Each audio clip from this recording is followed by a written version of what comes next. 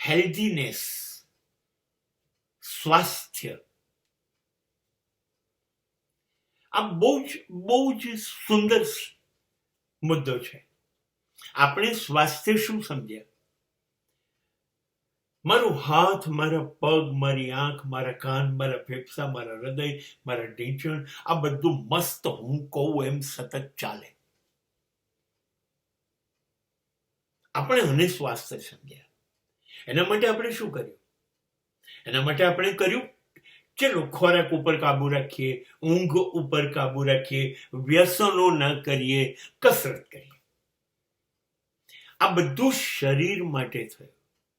હવે શરીર સ્વસ્થ થઈ ગયું, હેલ્ધી થઈ ગયું, મસ્ત થઈ ગયું. અને આઈ ડુ એગ્રી, આ હોવું જ જોઈએ. કેમ કે શરીર જ સરસ નહીં હોય તો પછી આપણે જે નક્કી કરીએ એ કશું નહીં થાય. આ સ્વાસ્થ્ય થઈ ગયું. કરેક્ટ. પણ જિંદગી શરીર સુધારવાથી મસ્ત થઈ જશે એ વસ્તુને આપણે મગજમાંથી કાઢી નાખવાની. કેમ કે આપણી સાથે જેમ શરીર જોડાયું છે એમ આપણી સાથે મન પણ જોડાયું છે. You required healthy body, at the same time healthy બોડીમાં હેલ્ધી માઇન્ડ. હવે મન તંદુરસ્ત જોઈશે. મન તંદુરસ્ત, જેમ તન તંદુરસ્તીનો શબ્દ છે એમ આ મન તંદુરસ્તી છે. અને આ બહુ જરૂર છે. કદાચ શરીર થોડું કાચું પડ્યું, હા જરૂર છે એવું છે, પણ જેને દુનિયા સશક્ત કે એવું નથી. તમે સ્વસ્થતાની વ્યાખ્યામાં આર્નોલ્ડ શ્વાર્ઝેનેગરને લેતા હોય, શક્ય છે. હા એવું જોઈએ. એના માટે ખાસ પ્રયત્ન પણ જોઈએ. એ વાત બહુ સાચી છે. પણ એ ન હોય તો પણ જીવી શકાય. બુદ્ધિનું છેલ્લો આંક એ મસ્ક છે.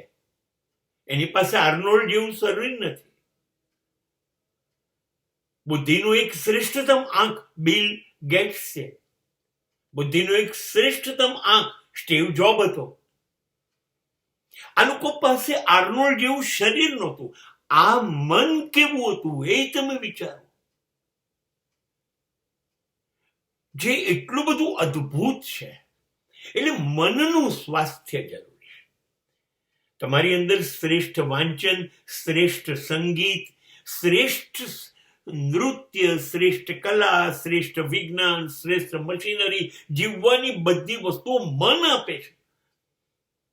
એટલે જો માનસિક આરોગ્ય મસ્ત હોય તો સમજી લો સાહેબ, થોડું શરીર કમજોર પડી ગયું ને તો પણ મન મક્કમ થશે.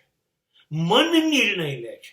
શરીર થાકે છે, હિમાલય ચડી જવું છે તો શરીર થાકે છે, પણ મન હિંમત આપે છે, ચાલ યાર. મન મજબૂત બનાવવાનું છે. એટલે જેનું મન મજબૂત હશે એ સ્વાસ્થ્ય છે. અને ડેફિનેશન એવું કહે છે કે જે સ્વસ્થ માણસ છે ને એ પોતે તો સ્વસ્થ રહે છે જ, પણ એ સમાજને કોઈ દિવસ નુકસાન કરતો જ નથી. એ હંમેશા સમાજની પણ વિચાર કરે છે.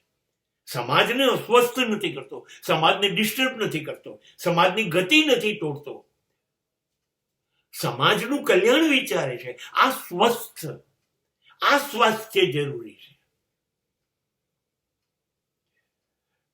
તમારું શરીર સુડો છે ને તમે 10 ગુંડાઓને મારી નાખો છો, એ સ્વાસ્થ્ય નથી. એ નહીં. પણ તમે 10 માણસને સુખી કરી કાઢો છો, એ વિચારધારા મન પાસે છે.